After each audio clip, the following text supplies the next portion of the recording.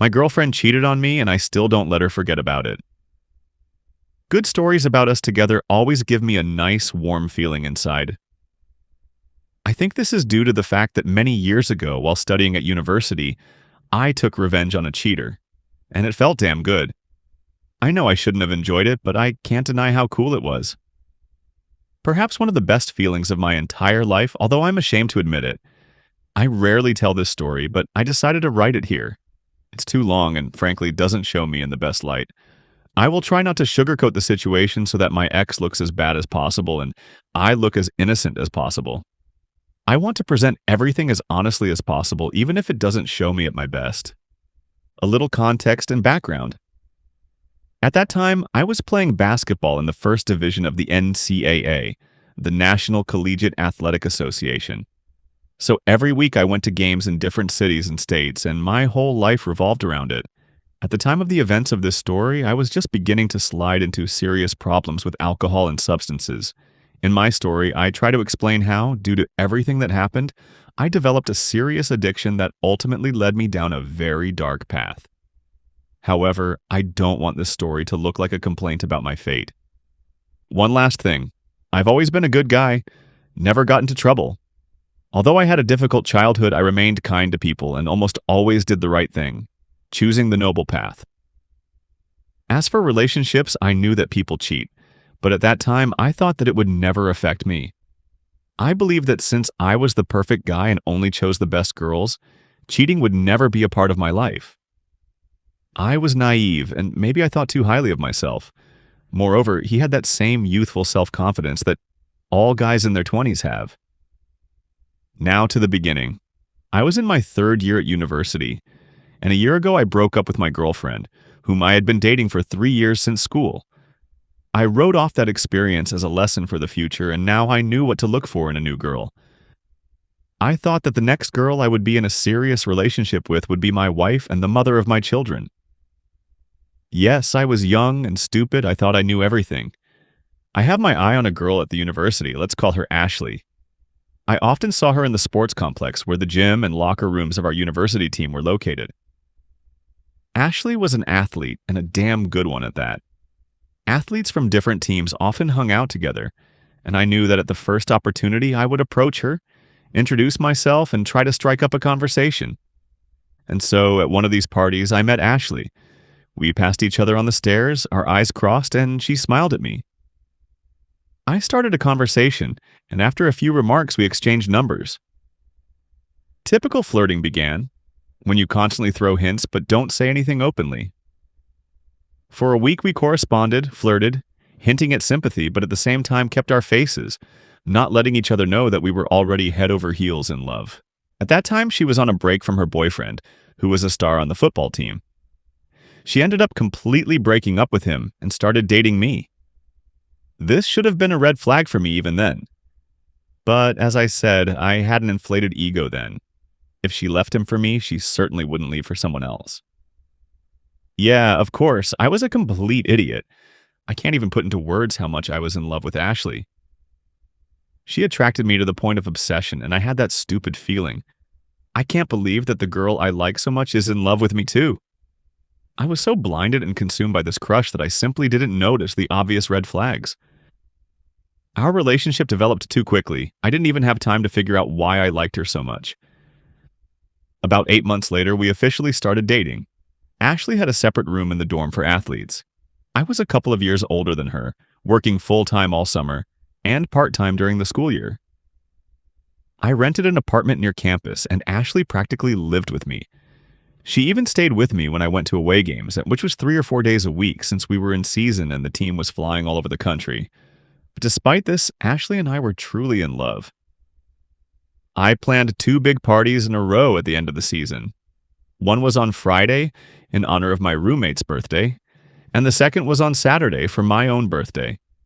Coincidentally, our birthdays were next to each other, and fortunately fell on Friday and Saturday.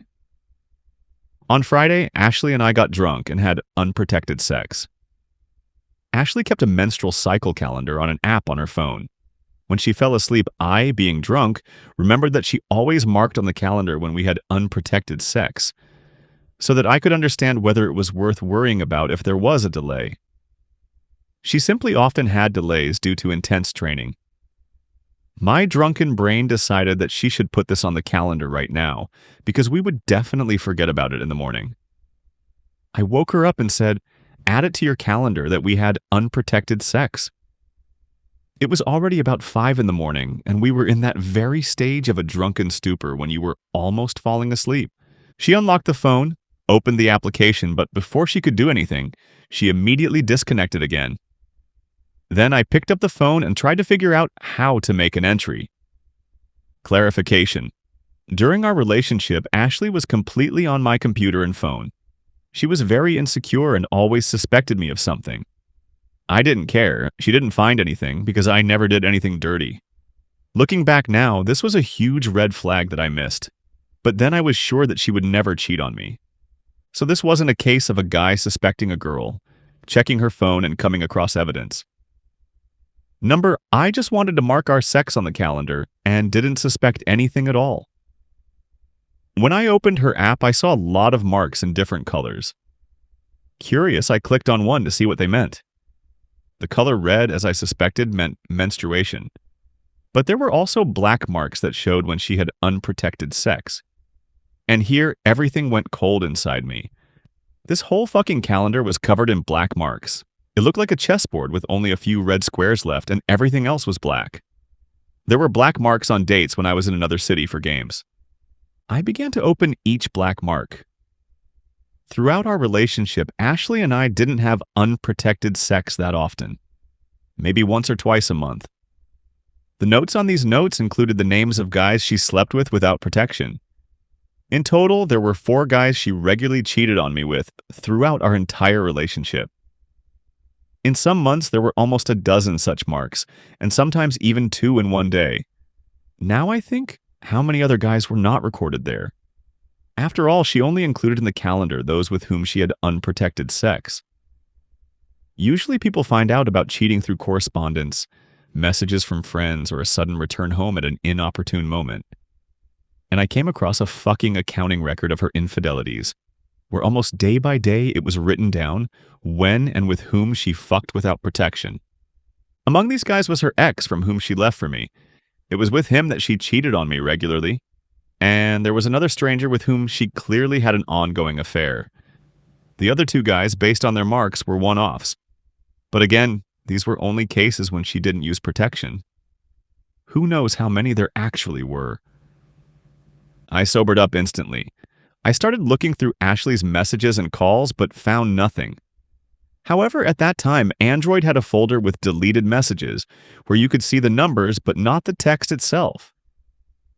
She had thousands of deleted messages and calls, but I could not read their contents. However, the numbers were visible and I quickly rang them through Facebook.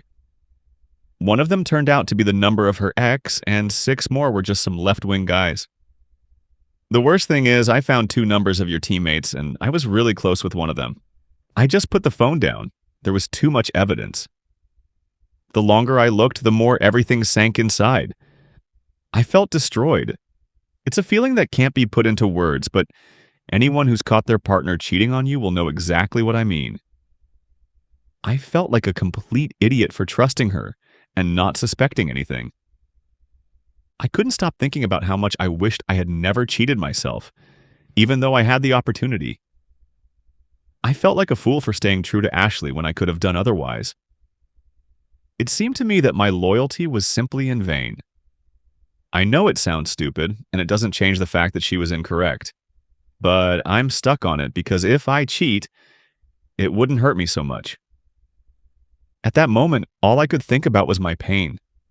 I was ready to do anything to avoid feeling this humiliation. Question: was I the only one who thought so when I found out about the betrayal? I'm really interested. I left the apartment and just went for a walk, not knowing where I was going. I have never experienced such emotions in my life and did not understand what to do with them. My ego was literally crushed. I didn't know what to do, and I was too embarrassed to tell anyone. My sadness quickly turned to rage. I knew that I would take revenge. I just didn't know how yet. But I was seething with anger and wanted her to never recover from this. My roommate and part-time best friend and teammate was sleeping on the sofa in the living room at that moment. Let's call him C. He was from Eastern Europe, a 2-meter giant and as Russian as you can imagine. His name was so strange that in real life we called him Bona. So Bona called me when I had been wandering along the street for some time. I answered and he asked where I was. I asked him to keep it a secret and told him what happened. He stayed on the line, came into my room, and I heard him yell at Ashley in a characteristic Russian accent. "Hey, did you cheat on him?" Then I heard her trying to say something, but Bona continued to shout at her, demanding that she get out. Some noise was heard, after which Bona picked up the phone again and said, "That's it, she left. Come back, let's talk." I returned home and Bona and I discussed what had happened. The conversation was not sentimental because we both considered ourselves alpha males. And in our cultures, men don't cry. None of us knew how to behave correctly in such a situation. Bona tried to support me in his own way and said, "Today is your birthday. We'll get drunk and find some girls." I even forgot that today was my birthday. Bona and I went to have breakfast. I was still a little drunk, and my phone was blowing up with calls and messages from Ashley. I told her that I saw everything on her phone and I didn't want to talk to her or look at her. She begged me to let her come to my birthday, but I made it clear that I didn't want her there. Obviously, she was worried about exactly what Bona had told me earlier. Her entire reputation and popularity rested on the fact that she was my girlfriend. I think most people didn't really like her anyway, but tolerated her because we were dating. She understood that if I acted like a free guy at a party and she didn't show up, everyone would immediately understand that something had happened. I think Ashley was more afraid of being destroyed than losing our relationship. I don't remember well what happened that night because I was completely immersed in a sweet stupor. All that remains in my memory is how I am sitting in a chair before a party, and 2 girls are sitting on the armrests.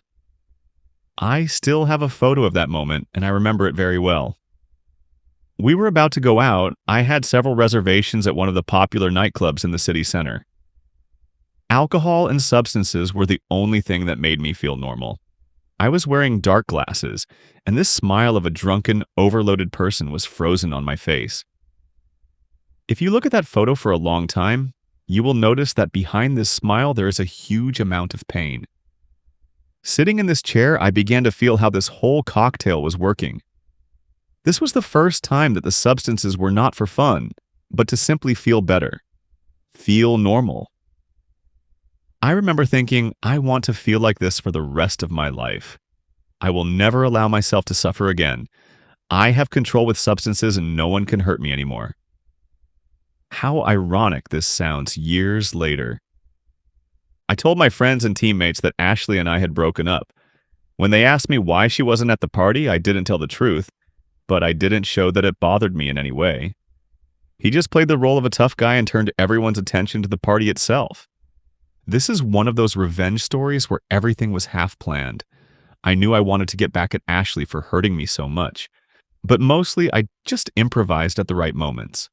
That evening, in that chair, the man who had once been kind died within me. All my principles went to hell.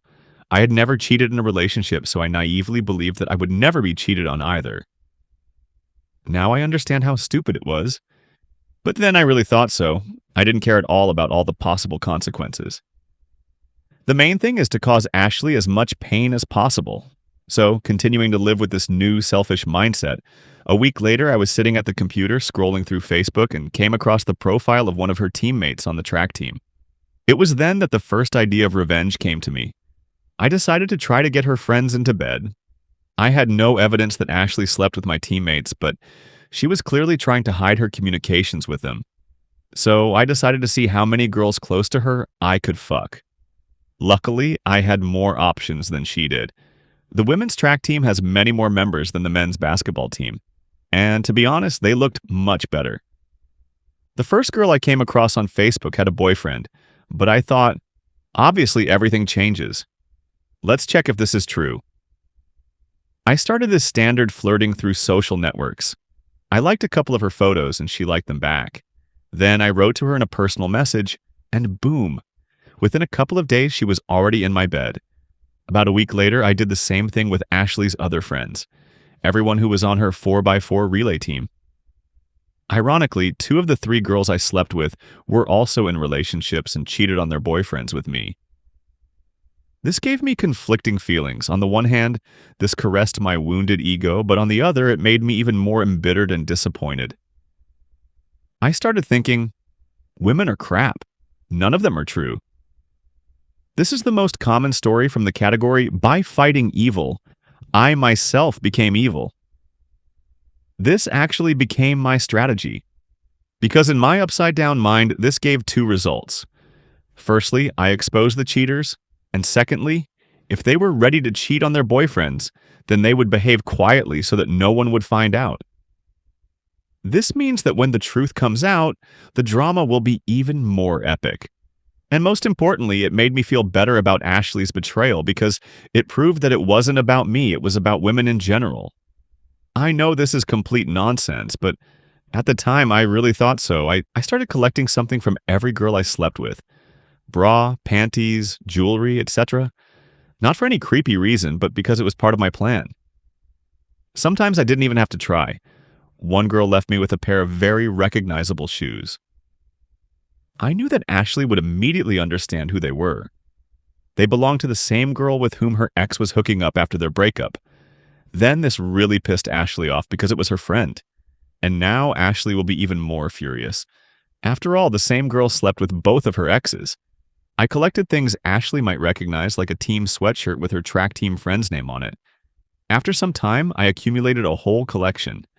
About 2 months later, one of the guys who was dating Ashley's friend found out that his girlfriend had slept with me. And then a huge, beautiful, dramatic explosion began.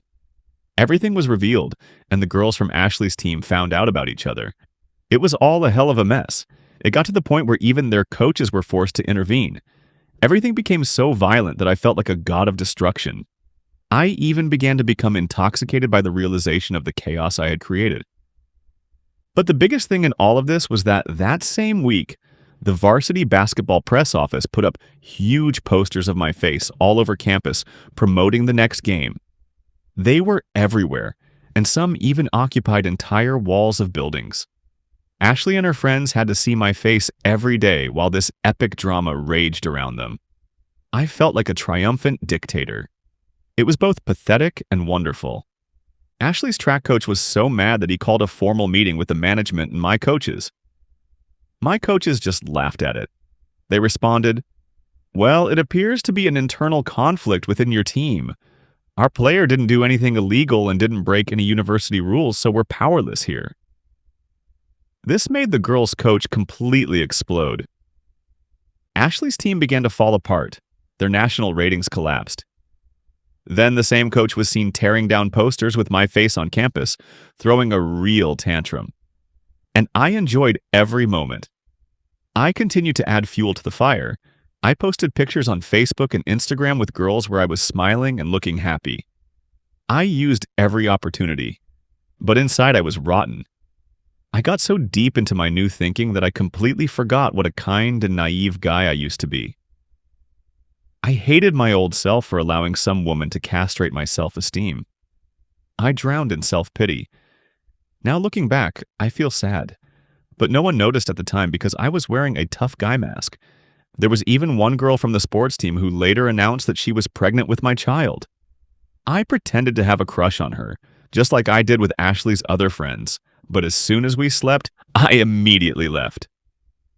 The story is long, but in the end it turned out that she was not pregnant. However, rumors spread, and this became another knife in Ashley's back. I left a trail of broken relationships behind me. I destroyed them. Now I'm ashamed, but then I didn't care at all. In my eyes, these girls were not victims, but just as guilty. After all, they cheated on their boyfriends and slept with their friend's ex. Very quickly, the girls began to avoid me, and I myself have almost exhausted the list of possible goals. Back then, I was just a disgusting person. I no longer hunted only her teammates, but began to catch girls who were simply next to her in everyday life. Classmates, acquaintances, even her family. I flirted with her sister who was married with a child, and almost got in my way. She was ready, but Ashley and her father found out and stopped it before anything happened. After that, the family simply stopped communicating with Ashley's sister. I wanted Ashley to know that I was everywhere, to remind her every day that she screwed up in my eyes. It was all her fault. She herself had released this chaos, and now she had to live in it. Ashley eventually fell into severe depression. She had to take academic leave for health reasons. She began to lose weight, began to look creepy, and lived on pills.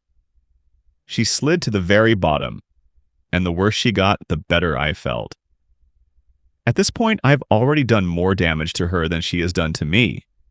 But I got hooked on this feeling of permissiveness. I didn't take a second to process my emotions or simply let things go. Everything I wanted, even more revenge. And finally, the final blow. After a week of ignoring her texts and calls, Ashley showed up at my house late at night, unannounced. She came to pick up the things she left when she lived with me. She no longer lived on campus because of me. She moved back to her parents. I told her that I would bring her things myself on the weekend, but I wouldn't let her into the apartment because I had guests. And yes, there really were guests, but unfortunately for her, it was not her friend or acquaintance. Then I took all the things that I had collected during this time from different girls, including her teammates, probably about 8 or 9. I stuffed them into black garbage bags, mixed them with her things, and took them all home to her. After that, I called her father and said, "I left Ashley's things on your porch. Give them to your demonic daughter." Her father and I always got along well, and after our breakup, he was even on my side. But after my antics, he, of course, changed his opinion about me. About 15 minutes later, Ashley calls. I pick up the phone because I want to hear her reaction to the surprise that I left. She was sobbing hysterically. It wasn't even anger, it was just a plea. She literally begged me to stop all this. I grinned and replied, "Were there other guys in our relationship?" "Well, you mixed them with us. Like I mixed other girls with your things." At that moment, it seemed to me that this was just a brilliant metaphor. Now, this makes me want to punch myself. I later learned from one of her friends who knew that Ashley was cheating on me, that Ashley herself was sure that I was the one who cheated on her. This is absolute nonsense because I was constantly on the road for basketball. This was the official schedule. It could be viewed on the university website. I constantly kept in touch with her when I was in another city. But obviously during practices, team meetings, and games, I couldn't be on my phone. But Ashley did not turn on her brain and compare these facts. Most likely it was just an excuse that she came up with for herself, in order to somehow justify her behavior to others. Months pass. Ashley returns to university after taking a leave of absence for health reasons, and we accidentally ran into each other at the physiotherapy center in the sports complex. I see this as another opportunity. It's been quite some time since I last heard her, but I still wanted revenge. I put on an act like I want to fix everything and try again. She is cautious at first, but eventually gets on board. After about a week, we began to rebuild our relationship. This lasts about a month, but this cannot be called a relationship. I forbid her to communicate with men. I forbid her to go to parties with her friends. I need full access to all her accounts and geolocations in real time. It was not love, but imprisonment. I liked the feeling of control. Meanwhile, I myself was not faithful to her for a second, but that was my plan all along. In the end, she finds out that I slept with a girl from her course, and there is a loud, scandalous breakup between us. I told her, "Now you know what I felt when we were together." At that moment, I felt triumph again. I had another chance to hurt her, and I took it. After that, we didn't speak to each other for several years. I graduated from university and moved to Central America. About a year after I moved, which was 2 years after we last spoke, Ashley wrote to me again. At that moment, I'd already completely slipped into hell. I was mired in bad habits, and 75% of my life was associated with illegal and criminal activities. But I still blamed her for becoming like this. I did not take any responsibility for my bitterness and moral decay. After Ashley, I couldn't build any normal relationships. I just couldn't trust women anymore. And even years later, when she wrote to me, I saw this as another opportunity to finish her off. We started communicating as friends, even flirting a little in messages. Let me remind you that there was a huge distance between us. At that time, I was already planning a trip to my old university to visit friends. But I lied to her that I was moving permanently to her city for a new job. We agreed to meet when I returned. I put on the mask of the best actor, pretended that I had gone through all the insults. But in reality, I was just as vindictive as before. Ashley was finishing her senior year and I flew back to the USA. We met in a coffee shop and spent the whole night together. From her point of view, it's finally over and we can try everything again. But I didn't really intend to stay in her city. I only arrived for 2 days. She didn't know about it. We tumbled several times, spent 2 days together, and I didn't say a word about the fact that I was leaving soon. After that, I packed my things, got on a plane, and flew back to Central America. I blocked Ashley on all social networks and instant messengers. This time, I could only imagine how she felt when she realized I was gone, after she thought we were back together. But this time, it's already not bringing me such satisfaction. My addiction only got worse every year. 3 years later, I ended up in the hospital and almost died because of my lifestyle. Ever since I saw that damn calendar on her phone, I've never been sober for at least 24 hours straight. Now looking back, I understand that no matter how much pain I caused Ashley with my revenge, I destroyed myself even stronger. My new personality, what I became by devouring my old good boyfriend, was imbued with darkness. And to be honest, I made myself more harm than he ever did to her. I found myself on a path where I had no morals, no principles, no soul. As satisfying as this revenge was, I regret not putting as much effort into my own healing. If anyone is reading this and experiencing the pain of betrayal, yes, a good revenge story can be satisfying. But don't repeat my mistake. Instead, spend your energy on healing yourself and leaving all the bad things behind. Revenge won't heal you. It will only distract you from putting yourself back together. Luckily, I stopped. And now I've been sober for more than 4 years. Before I started down this path, I had another girlfriend who I dated for 2 years. She cheated on me too. But this time, I didn't take revenge. I just took care of myself. I have changed. I focused only on myself. And it turned out to be much more satisfying than all the pain I caused Ashley. I've now been married for almost 2 years, and damn, I have a good life. I have a dream job. Dream marriage. Thanks to everyone who read this. I've never told this story in full, and writing it gave me a lot. The main thing I wanted to convey with this post is that you can do terrible things and still experience a painful, pleasant attachment to them. You become addicted to this feeling of power. You go from being a normal person to someone who consciously chooses darkness. And I know everyone has dark moments. But after that experience, I never felt like the same person I was before. I am waiting for responses from those who have completed my post. So I suggest you write your responses in the comments right now. And we move on to the update. Update 1. Hi all, it's been a little over 100 days since I posted this story, and I'm blown away by how many people have read it. Thanks for all the comments, even though the reactions were very different. The story has been all over the internet, and I'm really interested in how differently it was received in different places. One of the most common questions I get asked, did you apologize to Ashley or even talk to her after all this? Answer. Number.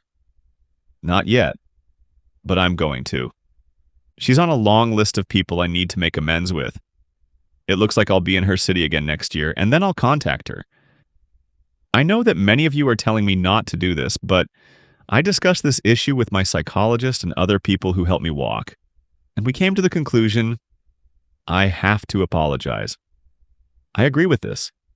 I also see a bunch of comments from people who absolutely missed the point of the story and why did I tell it. They are trying to play my personal psychologist and tell me what I should have done differently 10 years ago. But this is not about that at all. Yes, I reacted horribly, that's obvious. But the whole point of the post is no excuse, and in an honest, impartial look to what was. As I already wrote, after Ashley, I had a normal relationship. But one day they cheated on me again. And it was much worse than the story with Ashley. This betrayal traumatized me much more. But the difference was that I didn't take revenge, but just left. That's when I finally quit. This betrayal led me to the life I have now. I'm thinking of writing a separate post about this, because this time I made the right choice, although it was more painful than after Ashley. What amazed me most was how many men wrote to me after the publication. They shared their stories of betrayal and addiction, asked for advice, or simply talked about their pain. And in this, I saw something really important. This was a chance to help those going through the same thing. Don't repeat my mistakes. It turned out incredibly valuable. So thank you all for your responses, no matter how different they may be. Every comment has its own truth. Update 2. New chapter of my life. A few months ago, I posted a story about how my college girlfriend cheated on me and how it turned into a sick obsession with revenge.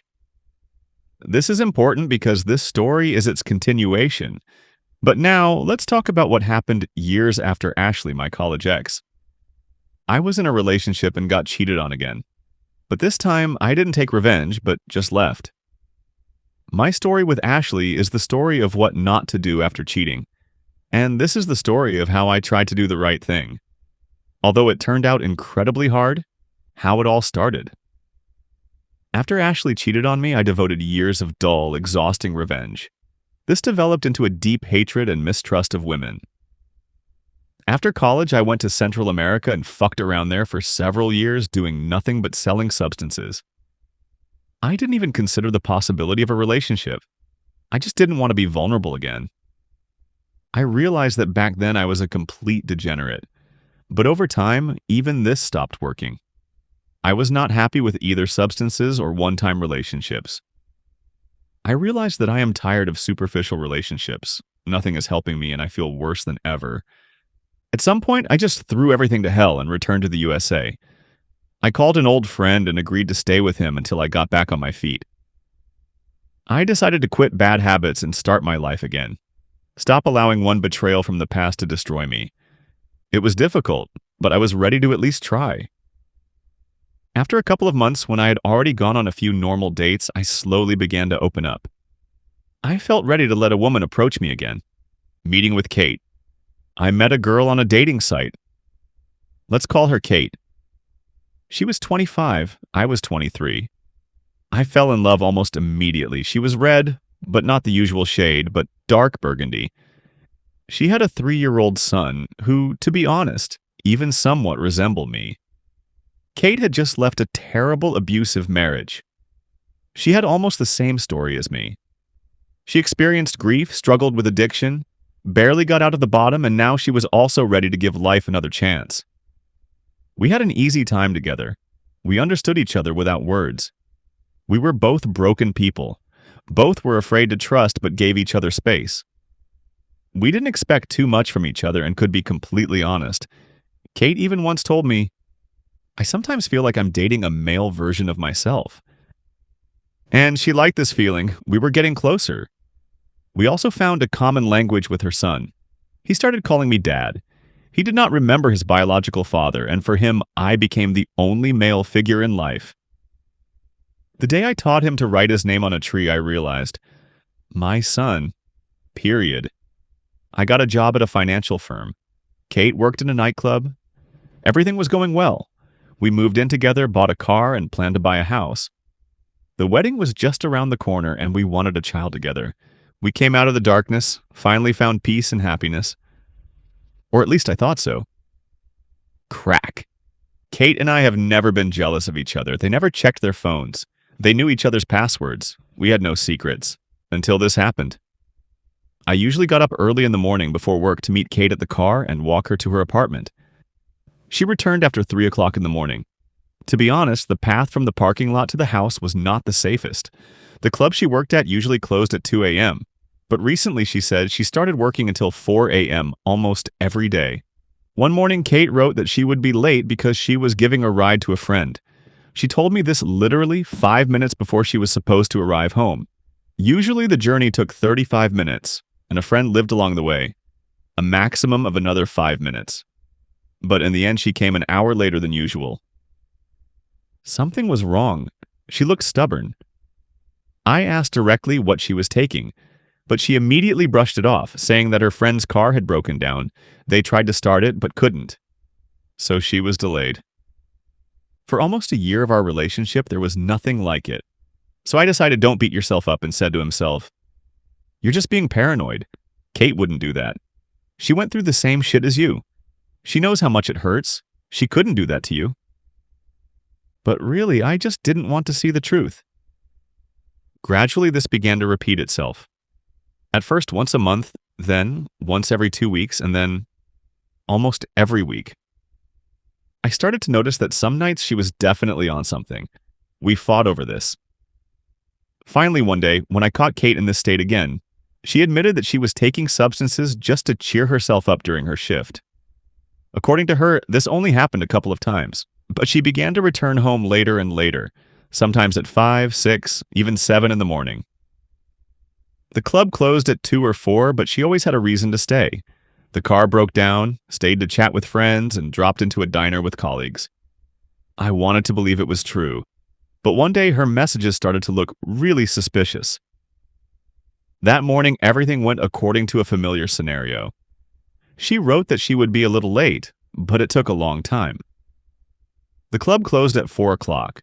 She texted at 6 a.m. that she was on her way home. I went out to meet her at 6:30, as usual, but she was not there. It was snowing. Another hour passes. I call, write, silence. Finally, she answers, "I'm almost home." Another hour passes. Finally, she arrives. The clock says 9:30 a.m. I didn't go to work because I couldn't leave her son alone. When she got out of the car, I saw fear in her eyes. She begins to make excuses, gets nervous, and utters unrelated nonsense. The police stopped me, but they let me go without a fine. I ran out of gas. I had to refuel. My friend burst into tears. I had to calm her down. And then she started blaming me. If you had registered the car on time, I wouldn't have been stopped. But there was a problem, not this. She could have written to me about it at any time, but didn't write. And at that moment, I realized she lies.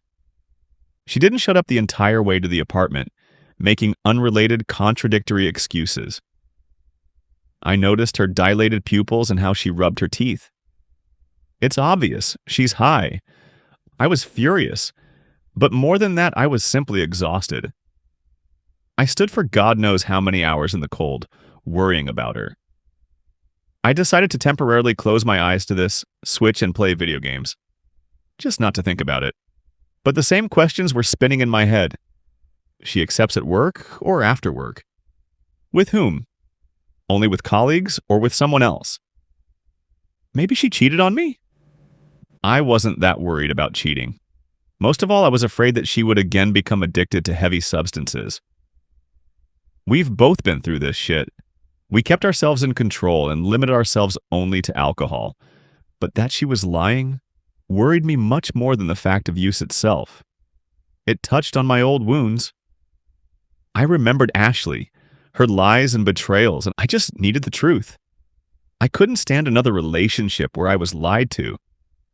I started to get paranoid. I felt betrayed. Kate and I worked together to pull each other out of shit, through hell, and build a new life. I never thought she could lie to me. There was total trust. But now I was sure that she was hiding something. I needed proof. The next day, when she left for work, I turned the whole apartment over. I didn't know myself what I'm looking for. I searched everything. Every drawer, every pocket, every shelf, closet, every nook and cranny. I didn't find anything. I tried to convince myself that I was just being paranoid, that this is PTSD after Ashley, that these are old fears, that I'm just obsessively searching what number. I decided to stop. If I was wrong, I could ruin a good relationship. I told myself, Kate can't lie to me. Her ex-husband cheated on her while she was pregnant and hid his addiction. She wouldn't do the same to me. I decided to let go. For some time, she began to return home on time. This calmed me down. I even started to feel guilty for my paranoia. Exposure. One night, I found myself at a local pool club. I was playing at a table with some random guy. Let's call him Jerry. While we were talking, I mentioned the name of the club where my girlfriend works. It turned out that his sister, Sarah, who was hanging out with us that evening, had worked there a couple of months ago. I asked if she knew Kate. Sarah replied that yes, but they were not particularly close, they just crossed paths at work. I said I would like Kate to work during the day so we could spend more time together. I mentioned that the club usually closes at 4 a.m., which means I only see her for an hour or two before I leave for work. Sarah looked at me strangely and said, "Doesn't it close at 2 o'clock? When I worked there, we only stayed until 4 on Fridays and Saturdays." I tried to justify myself. They probably changed the schedule, but Sarah replied that her roommate still worked there and always comes home right after 2 on weekdays. The situation became awkward.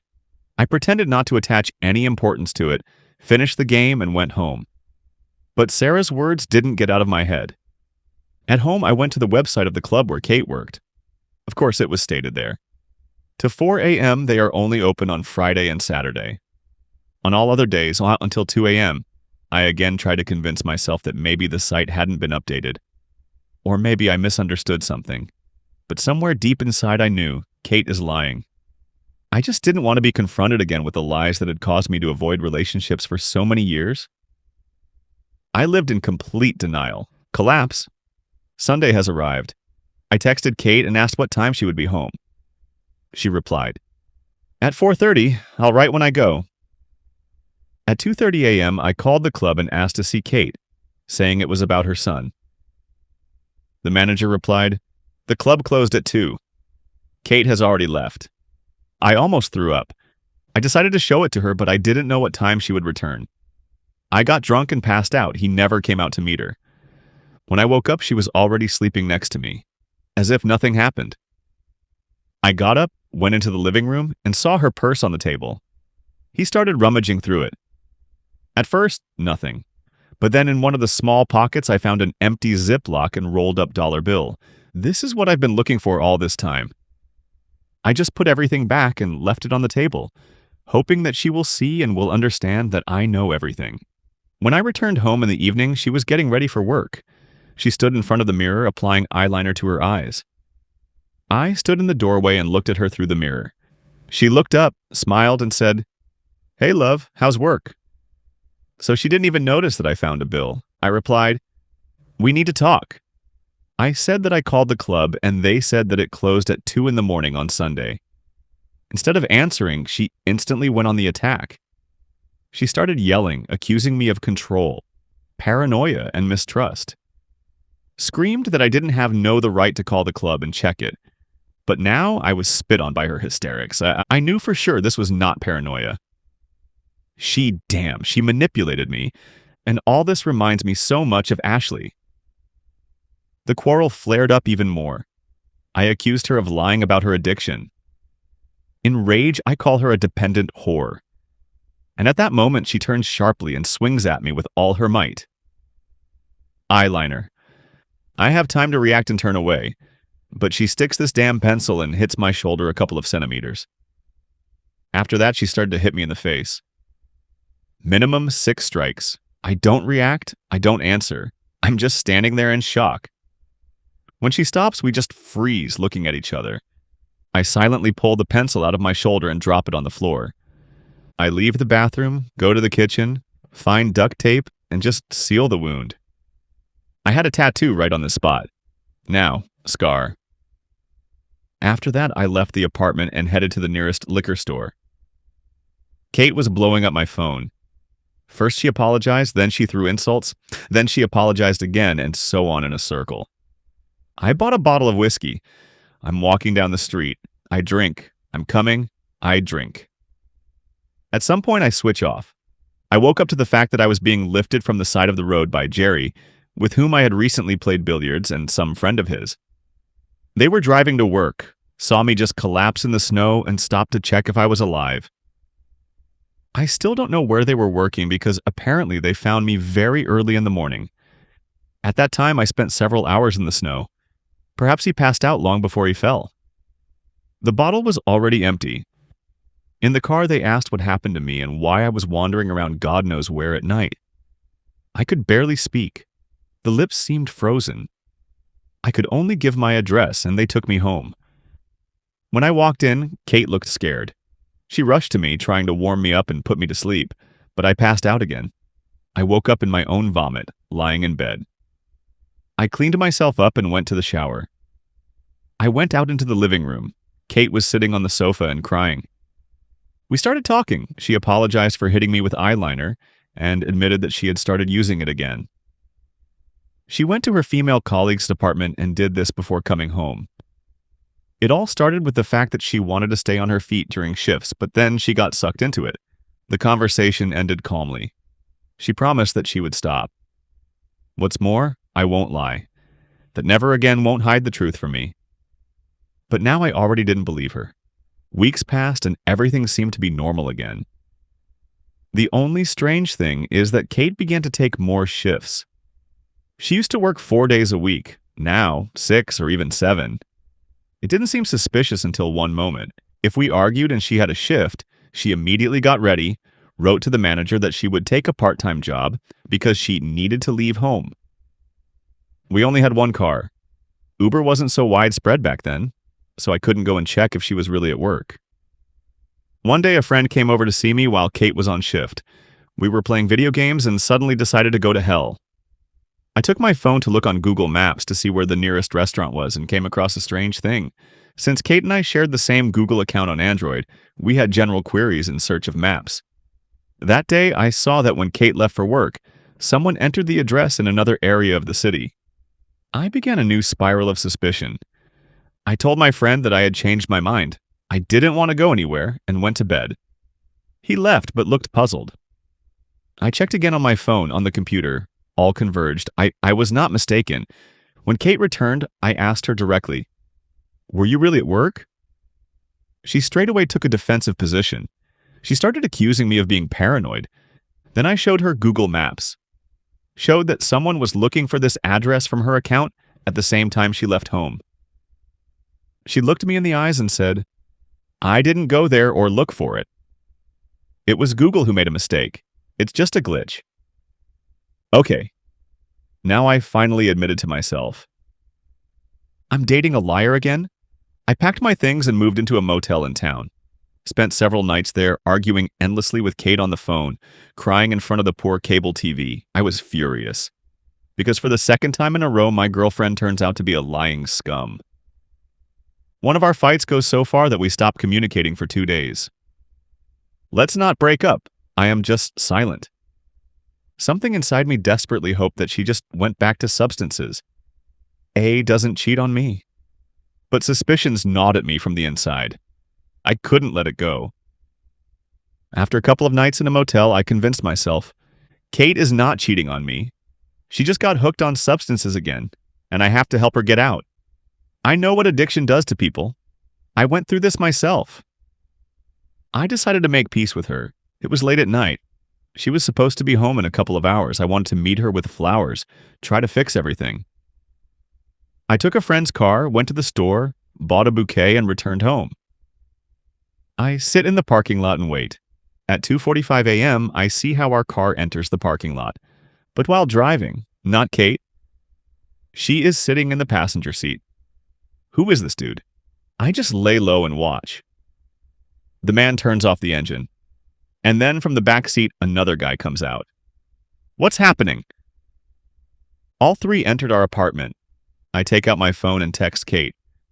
I pretend I don't know anything. Maybe they're just friends. Maybe I'm screwing myself up. I write, "Are you home already? Can we talk?" I want to apologize for everything. The answer comes in 15 minutes. I just returned, but I want to be alone. I love you with all my heart. Let's talk tomorrow. My heart beats wildly while I'm reading this, and I'm furious.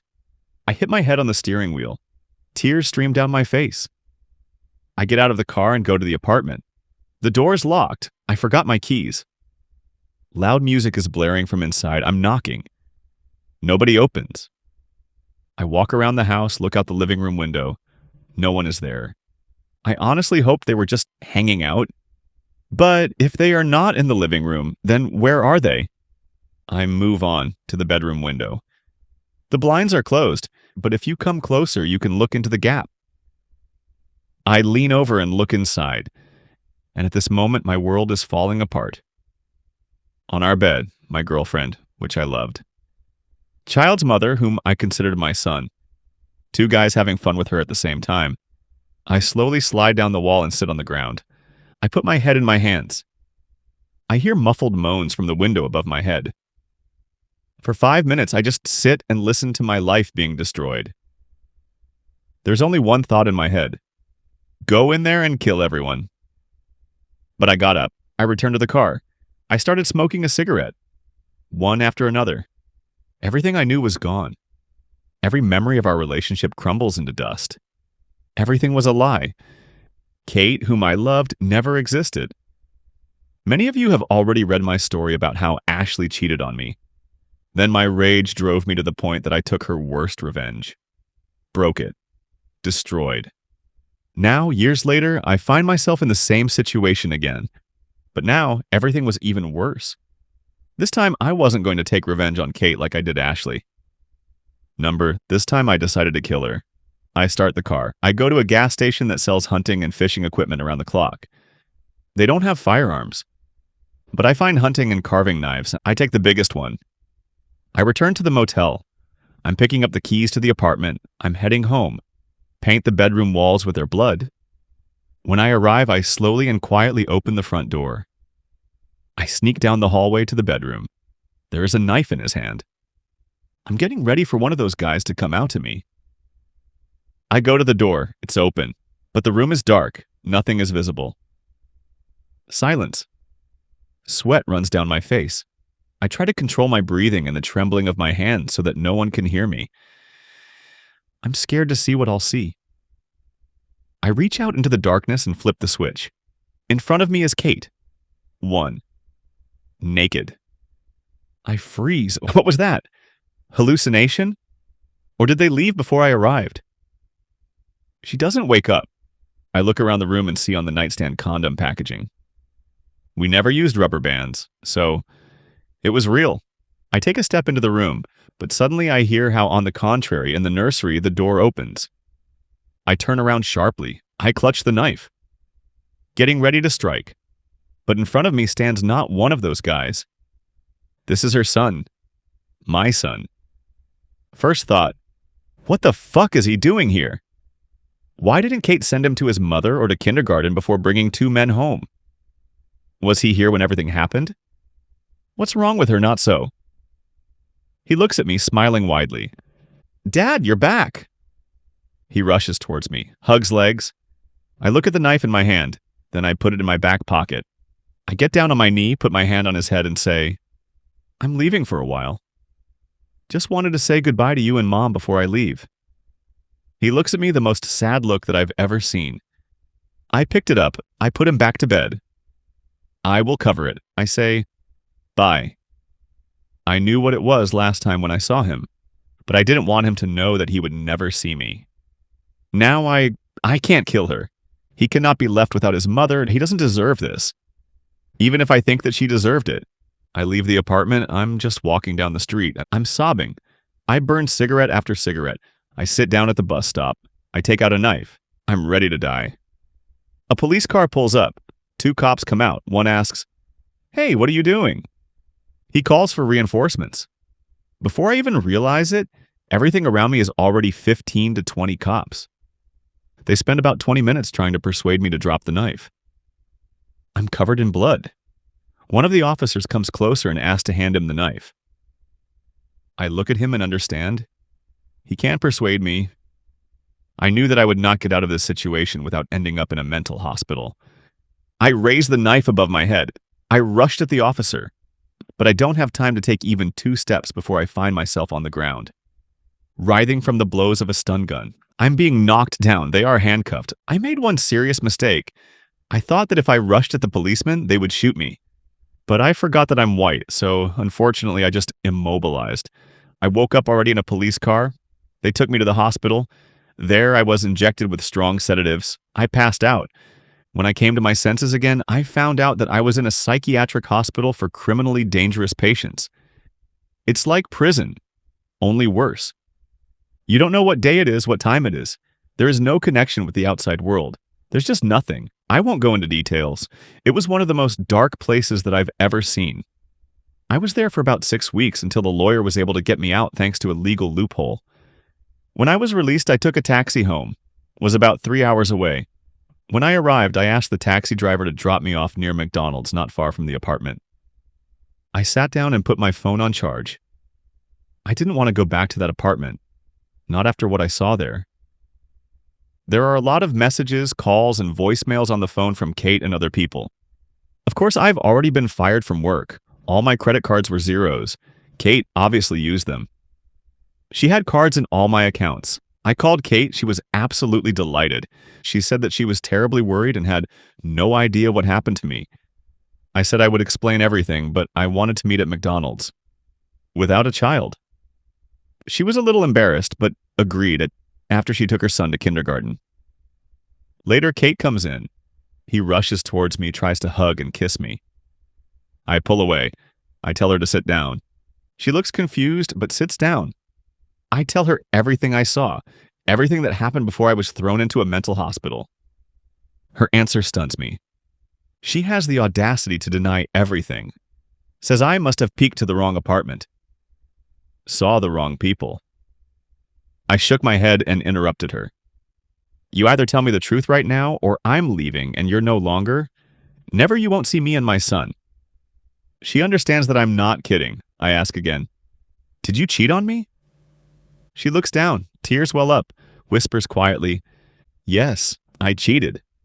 After that, she lays everything out. She says her addiction has reached a new level. That's why that dude was driving my car. She was so in shit that I couldn't drive by myself. I look at her for about a minute. I exhale. I take the phone out of the charger. I get up from the table. She looks at me with panic. Where are you going? I look into her eyes. I'm going to stick out. This is the only thing I can think about right now. She asks, Are we still together? I answer, Elaine, I didn't initially intend to stay. I just wanted to hear how you admit it. What happened next? For several months, I lived like a tramp. Practically homeless. Moved from city to city. Sold substances in strip clubs. I spent the night wherever I had to, in motels or in the open air. Lost almost 30 kilograms. Sometimes I didn't eat or sleep for several days. At some point, I woke up in the hospital. I started having convulsions. My internal organs started to refuse. I was completely screwed. With a height of 195 centimeters, I weighed 70 kilograms after eating. Doctors tried to figure it out. I spent a month in the hospital. The diagnosis is PTSD, but the main thing is severe addiction, which destroyed me. They insisted on rehabilitation. I lived in a rehabilitation center for almost 4 months. I found the program, went to meetings. Since then, I have been completely clean. I started training, returned to form. When I was released, I got a job as a gym trainer. The hall became my refuge. Now, 5 years sober. Weight, 125 kilograms. Clean, lean muscle mass. I have been happily married for 2 years already. I have my own business. On the day I was discharged, I thought for a long time what to do. My first instinct was to plunge back into darkness. I still wanted to get back at Kate, just like Ashley once did. But after a couple of weeks, I realized the best revenge is living your best life. I stopped feeling sorry for myself. I stopped blaming everyone around me. And that changed everything. Now I'm 30. I'm done exactly 1 month before your 25th birthday. If you had told me then how I would live now, I wouldn't believe it. I am happy what didn't kill Kate that night. Glad that I got up and continued to live. I had to fall several times, but when I got up, I took off. I only spoke to Kate once, years after that meeting at McDonald's. After this conversation, I can say with confidence, the best revenge is to simply live happily, without her. Well, this is where the story ends. Be sure to write in the comments, what do you think about her? What conclusions did you draw from it? For me personally, this story really hooked me, and I really liked the conclusion which the author made. And I understand for myself how hard it is to let go past grievances and just continue to live. But in this example we see, this is truly the best decision. Taking the path of revenge, we only fall down. That's why it is so important to choose the path of development. Thank you for watching the video to the end. Once again, I look forward to your opinion in the comments. Subscribe to our channel, look our previous videos, which you will see here. And as always, good luck to you.